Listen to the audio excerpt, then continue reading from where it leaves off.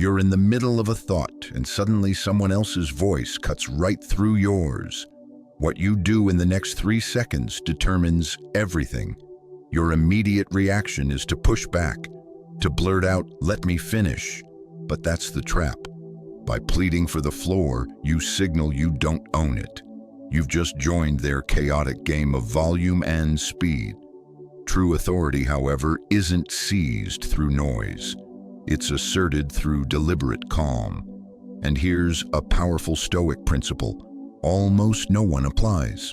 When you're spoken over, the most commanding response isn't to escalate. It's to become still, to halt, hold your gaze, and deploy a precise, measured phrase that frames their interruption for what it is, a loss of their own composure.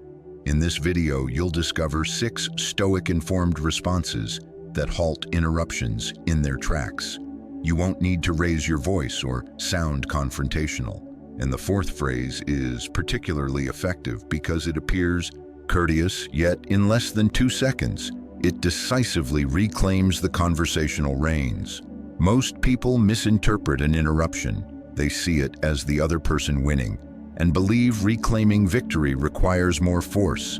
So they speak quicker, louder, they lean in, they strain. And the room doesn't perceive that as strength. It reads it as desperation. Stoicism offers a different core tenet. Do not wrestle for what is rightfully yours. Simply maintain your hold on it. The philosopher Epictetus reminded us we control not the actions of others, but our own reaction to them. The moment you're cut off, 2 contests begin. The minor one is for speaking time. The major one is for your inner steadiness. If you sacrifice your composure to regain airtime, you've lost the deeper battle. So before we explore the specific phrases, you need the mindset that makes them potent.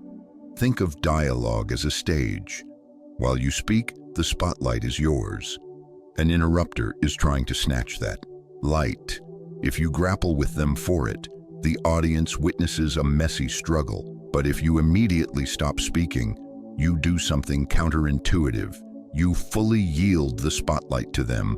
While they are behaving poorly within its beam, they are left standing alone in their own discourtesy, and you appear completely intentional. This is controlled stillness, not quiet from fear, but silence from command. Ancient wisdom suggests we have 2 ears and 1 mouth for a reason. This isn't a call to passivity, but proof that restraint signifies strength. Individuals who cannot bear a pause often interrupt out of anxiety, not confidence. They fear silence, so they clutter it with their own voice. Once you perceive this, you stop taking interruptions as personal insults. You begin to see them as revealing data. This person is impulsive.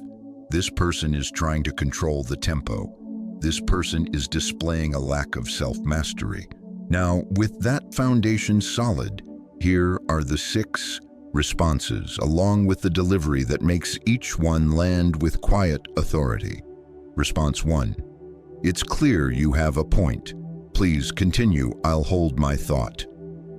This is disarming because it removes the expected resistance. Interrupters anticipate a fight. When you calmly defer, you communicate unshakable security. This isn't submission, it's strategy.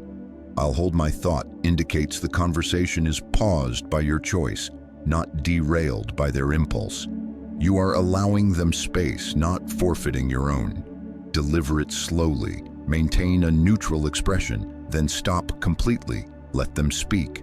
Do not rush to save them. The longer they talk, the more the imbalance becomes apparent to everyone. Response 2.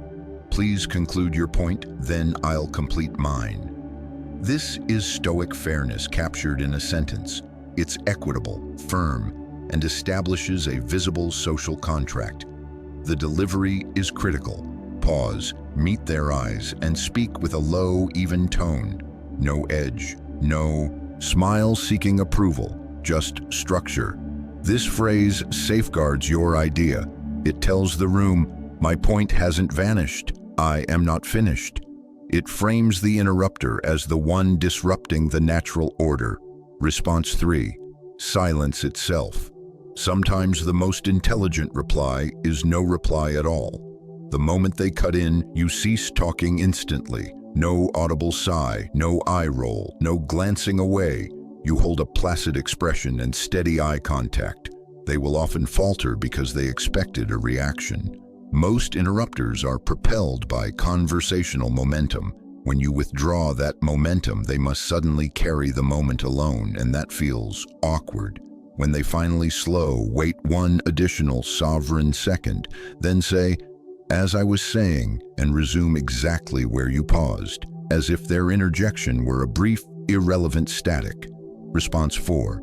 I am interested in your view. Are you jumping in because you believed I was done or because you'd prefer not to hear the remainder? Employ this for chronic interrupters or those testing your boundaries. This isn't an attack, it's a mirror. You're bringing the hidden dynamic into the light. Most interruptions operate on autopilot. This question compels the other person to engage their reasoning mind and acknowledge the social rule they're bending. Notice the Stoic posture here. You are not agitated, you are inquisitive. Curiosity is a form of control. Most will backtrack with, "No, I thought you were finished." Go ahead. You've restored authority without ever elevating your voice. If you're finding value here and wish to build the habit of safeguarding your inner peace while growing daily in maturity, subscribe to Stoic Mindset Mastery.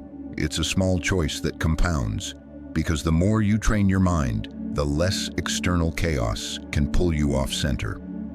Response 5. I'm going to pause you there for a moment. I hadn't quite finished. This is perhaps the most potent response because it sounds polite, yet it's a boundary with undeniable clarity.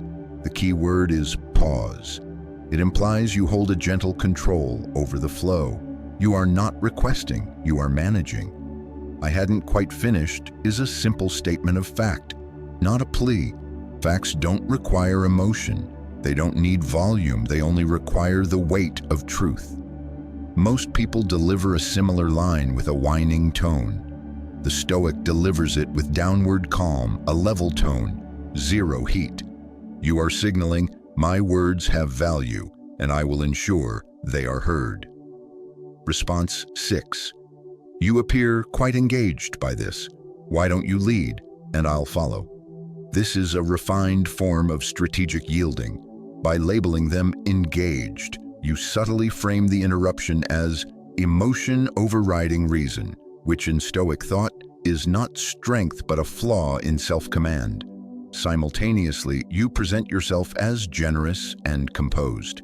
You step gracefully out of the tug-of-war. You refuse to scramble for fragments of attention. Here's what frequently happens. When you grant them full permission to speak, they suddenly find they have less to say. The excitement of interrupting dissolves when there's no resistance to push against. Now, how do you implement this without over-analysis in real time? The instant you're interrupted, you'll feel a physical reaction, a surge urging you to fight, to prove your point, to reclaim respect through force. Acknowledge that feeling, name it, then consciously let it go. Tell yourself, my objective isn't to win a shouting match. It's to preserve my own dignity. Then select your tool based on the scenario. For a casual, minor overlap, use response 1 or 2. For someone seeking attention, use strategic silence followed by, as I was saying. For a repeat offender, use the questioning approach of response 4. For a directly disrespectful or aggressive interjection, use response 5. To diffuse tension and highlight emotional excess, use response 6. But remember, the words are only half of the equation. The other half is your tempo. Interruptions are attempts to hijack rhythm. When you decline to rush, you win. When you refuse to raise your voice, you win. When you remain visibly undisturbed, you win. Composure is the quiet armor that turns interruptions against themselves. The world is filled with people afraid of quiet. They clutter every silence with sound so they never have to confront themselves. Do not become one of them. Be the contrast. Be stillness within the storm. Because the ultimate aim isn't merely to stop others from talking over you. The aim is to remain fundamentally unmoved even when the room grows loud. That is the Stoic path. That is authentic power. If you wish to internalize this, experiment with these responses this week and note what shifts. You'll observe a key change. When you demonstrate respect for your own quiet, others will begin to respect your speech. And before you continue, if you're committed to mastering your own composure, show this channel some support. Like this video and subscribe to Stoic Mindset Mastery. For your next step, the video waiting on your screen is your next lesson. Your silence, wielded well, speaks volumes about your strength.